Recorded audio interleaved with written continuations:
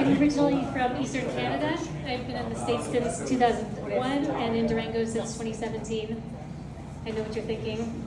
I don't look Canadian. I get that a lot. And although I love living here, I try to keep my Canadian cultural heritage alive.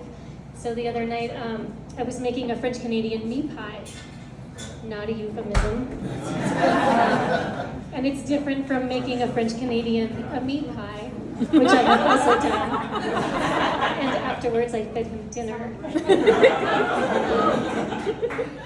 The national animal of Canada is the beaver. When I was young, I found a baby beaver walking up the street in front of my house. This is true. And I picked it up and I brought it home and I asked my parents if I could keep it in the bathtub. And my dad said, "That's crazy. A beaver wouldn't be happy living in the bathtub." And of course, as an adult, I realized he's right. Beavers prefer the shower head.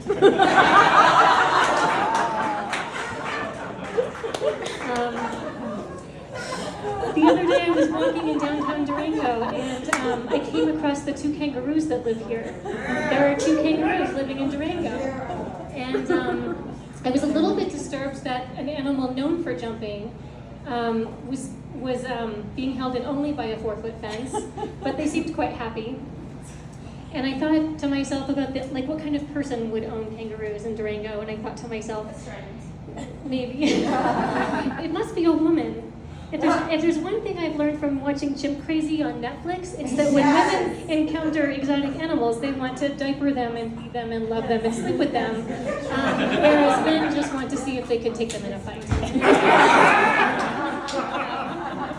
My kids are always asking for strange animals. My daughter would really like a giant African snail, which is a huge 20-pound snail. And they're actually kind of cute. They have these really cute faces and their big eye stalks look like bunny ears. And she said, "Mom, it would be great. It could eat grass in the backyard, it could roam around the house.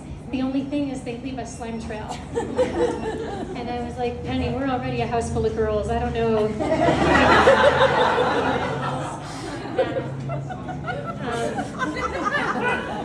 I got my kids a remote control helicopter from China, and the instruction manual had clearly been translated with AI, or maybe somebody with a really bad thesaurus, because it read like, if unit is in twinkle, then it is in electrification, and if unit is in sparkle, then it is functional. And I asked myself, where have I heard those instructions before?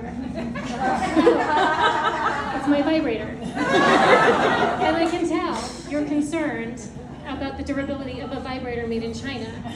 But I am a mid-40s divorced woman. I got the extended warranty. Speaking of dating, I'm a little worried the men I've been dating lately are too old for me. I recently ate dinner with a very charming, very handsome, but significantly older man, and he made salmon. I told him about my kids. He told me about his grandkids. And after dinner, he gave me a very nice foot massage on the couch. And I closed my eyes and I was relaxing into that. And I felt him wiggle a toe and say, "This little piggy went to And I wonder if I did the age calculation right. For men, it's half your age plus 8. For women, is it double your age minus 8? So 47, 94, 86. After dinner, after that, he brushed my hair and rocked me in a rocking chair, and then I put on a naughty nurse outfit. Anyway, I'll probably see him again. I work at a winery, which is really fun, and we're known for our fruit wines, which older ladies like to come in and drink two-handed, like a toddler with a Capri Sun. They get a little unsteady on their feet. They always want crackers, and then they take a nap.